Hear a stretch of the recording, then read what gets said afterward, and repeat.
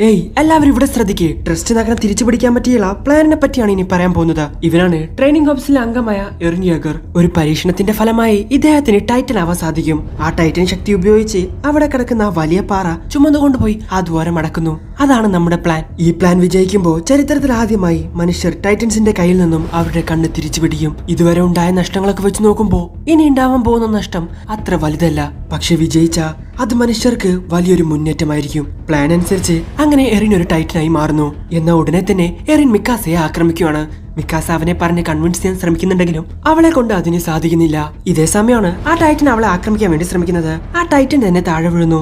ടൈറ്റന്റെ അകത്ത് കിടക്കുന്ന എറിൻ ഒരു സ്വപ്നം കാണുവാണ്, തന്റെ വീട്ടിലിരിക്കുന്നത് പോലെ. മറ്റൊരു ഭാഗത്ത് ജിന്നിന്റെ 3D മാനുവൽ ഗിയർ വർക്ക് ആവുന്നില്ല.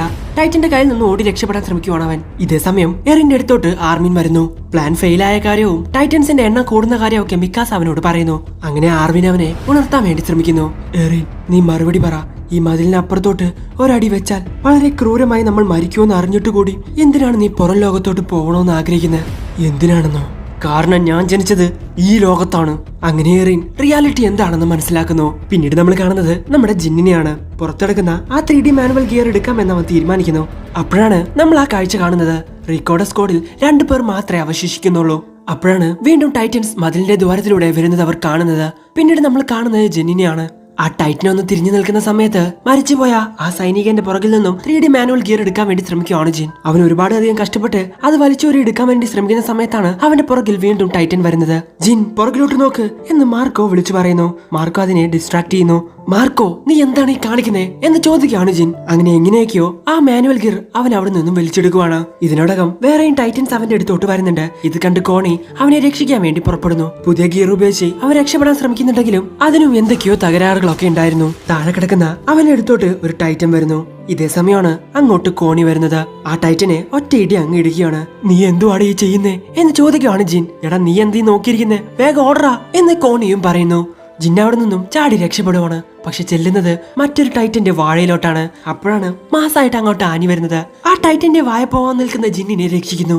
അങ്ങനെ എങ്ങനെയൊക്കെയോ ജിന്നും കൂട്ടരും അവിടെ നിന്ന് രക്ഷപ്പെട്ട് മതിലിന്റെ മുകളിലെത്തുന്നു. ഒരു വിധത്തിൽ എല്ലാവരും രക്ഷപ്പെട്ടു എന്ന് പറഞ്ഞ് സമാധാനിച്ച് നിൽക്കുന്ന സമയത്താണ് ആ വലിയ ശബ്ദം കേൾക്കുന്നത്.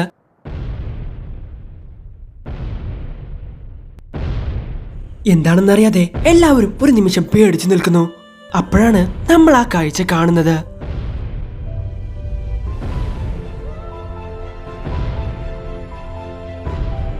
ഇതേ സമയം എറിന്റെ ശരീരത്തിൽ നിന്നും ഒരുപാടധികം പുക പോകുന്നതായിട്ട് നമുക്ക് കാണാം.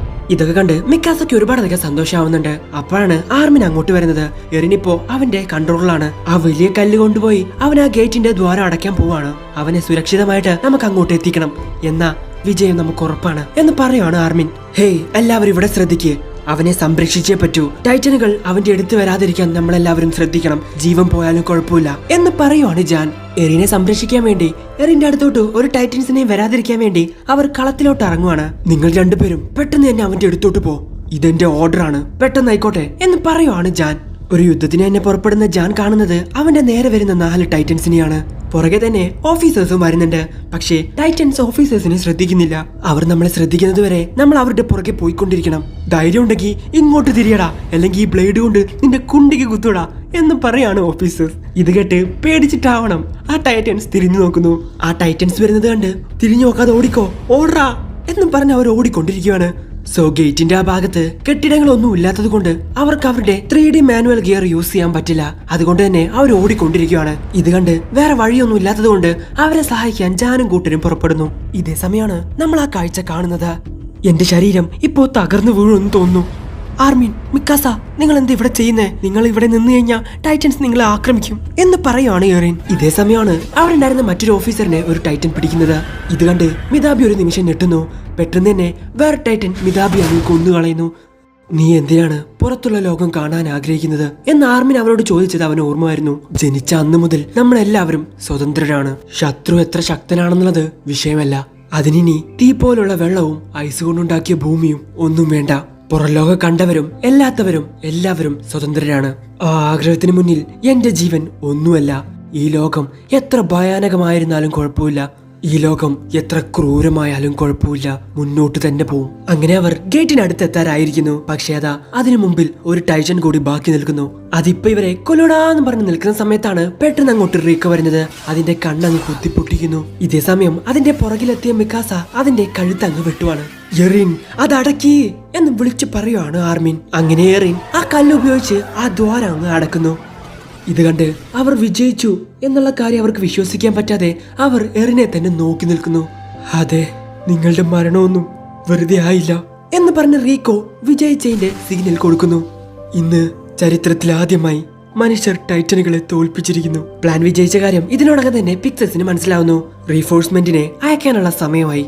എലൈറ്റ് സ്ക്വാഡിനെ പെട്ടെന്ന് തന്നെ രക്ഷിക്കണം. ഇതേ സമയമാണ് ഒരു കാര്യം വെളിപ്പെടുത്തുന്നത്.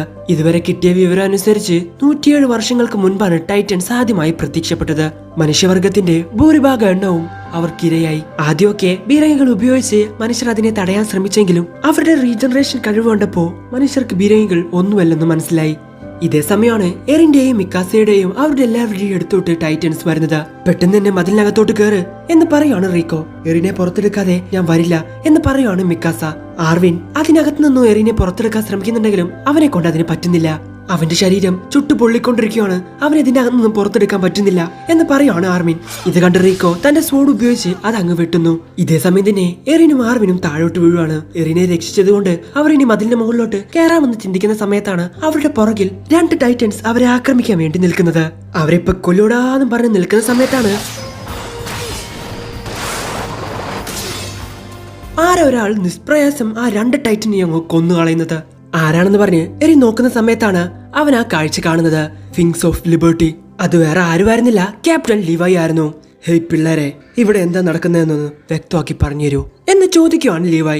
അങ്ങനെ സർവേ കോപ്സിന്റെയും ഗരിസൺ എഞ്ചിനീയർമാരുടെയും കഴിവുകൊണ്ട് മതിലുണ്ടായിരുന്ന മറ്റ് കേടുപാടുകളൊക്കെ പരിഹരിച്ചു. ട്രസ്റ്റ് നഗരത്തിലെ ടൈറ്റൻസിനെ ഇല്ലാണ്ടാക്കാൻ ഒരു ദിവസം മുഴുവൻ വേണ്ടി വന്നു. ഒട്ടുമിക്ക എല്ലാ ടൈറ്റൻസിനെയും ബീരങ്കി ഉപയോഗിച്ച് കൊന്നൊടുക്കി. എന്നിട്ടും ബാക്കിയുള്ളവരെ സർവേ കോപ്സ് വെട്ടിവീഴ്ത്തി. മാത്രമല്ല അവിടെ വെച്ച് 2 ടൈറ്റൻസിനെ ജീവനോടെ പിടികൂടി. 207 സൈനികർ കൊല്ലപ്പെട്ടു. 897 പേർക്ക് പരിക്കേറ്റു. ആദ്യമായി ടൈറ്റനുകളെ തോൽപ്പിച്ചത് അവർക്ക് ശ്രദ്ധേയമായ ഒരു നേട്ടമായിരുന്നു. എന്നാൽ വളരെയധികം ജീവൻ കൊടുത്ത് നേടിയ ഒരു നേട്ടത്തിന് വലിയ ആഘോഷങ്ങൾ ഉണ്ടായില്ല.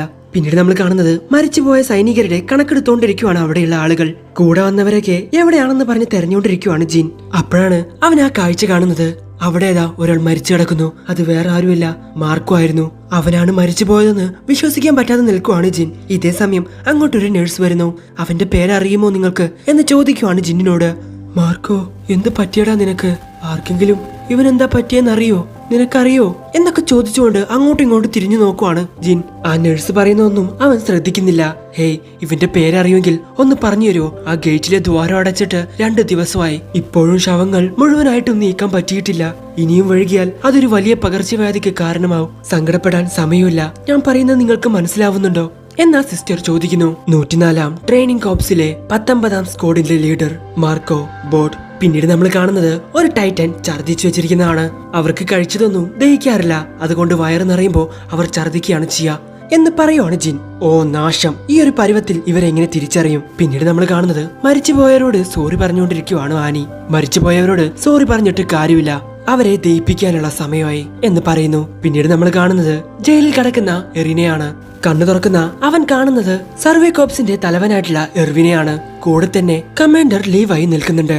നീ ഇപ്പോ മിലിറ്ററി പോലീസിന്റെ കസ്റ്റഡിയിലാണുള്ളത് എന്ന് പറഞ്ഞ് എർവിൻ ഒരു കീ എടുത്ത് കാണിച്ചു കൊടുക്കുന്നു. ആ താക്കോൽ, അതേ താക്കോൽ തന്നെ നിന്റെ വീടിനകത്തുള്ള ബേസ്മെന്റിന്റെ താക്കോൽ, ഡോക്ടർ ഏഗറിന്റെ ബേസ്മെന്റിന്റെ താക്കോൽ. അവിടെയാണല്ലേ ടൈറ്റൻസിന്റെ രഹസ്യങ്ങൾ ഇരിക്കുന്നത്? അതെ, ആയിരിക്കും. അങ്ങനെയാണ് അച്ഛൻ പറഞ്ഞത് എന്ന് പറയുവാണ് എറിൻ. നിനക്കൊന്നും ഓർമ്മയില്ല, നിന്റെ അച്ഛനെ കാണാനുമില്ല. അപ്പൊ എല്ലാം എളുപ്പമായല്ലോ എന്ന് പറയുവാണ് ലീവായി. അവന് കള്ളം പറയേണ്ട ആവശ്യമില്ലെന്ന് നമുക്ക് മനസ്സിലായതല്ലേ. ഞങ്ങൾക്കിപ്പോ അറിയേണ്ടത് നിന്റെ ഉദ്ദേശം എന്താണെന്ന് മാത്രമാണ്. എന്റെ ഉദ്ദേശമോ? എന്റെ വീടിന്റെയും സിഗാക്ഷിനെയും വാൾമാറിയെയും തിരിച്ചു പിടിക്കണം. അവിടുത്തെ ഗേറ്റ് അടക്കണമെങ്കിൽ ഒരുപാടധികം കഷ്ടപ്പെടേണ്ടി വരും. നിന്റെ ടൈറ്റൻ ശക്തി വളരെ പ്രധാനപ്പെട്ടതാണ്. എങ്ങനെയൊക്കെ നോക്കിയാലും നമ്മളുടെ വിധി ടൈറ്റനുകളുടെ കയ്യിലാണ്. അത് കൊളോസ്റ്റൽ ആയാലും ശരി, ആർമേഡ് ആയാലും ശരി, അവരും നിന്നെ പോലെ ആവാൻ സാധ്യതയുണ്ട്.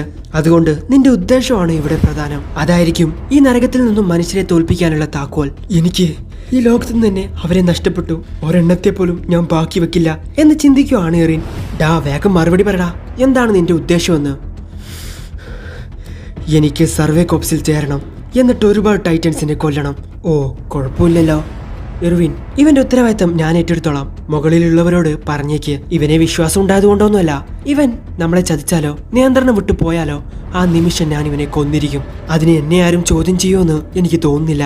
നിന്നെ സർവേ കോപ്സിൽ ചേർക്കുന്ന കാര്യം ഞാൻ ഏറ്റു എന്ന് പറയുവാണ് ക്യാപ്റ്റൻ ലീവായ്. ഇതൊക്കെ കേട്ട് അവനിങ്ങനെ അന്തം വിട്ട് നിൽക്കുന്നത് കാണിച്ചിട്ടാണ് ഈ എപ്പിസോഡ് അവസാനിക്കുന്നത്.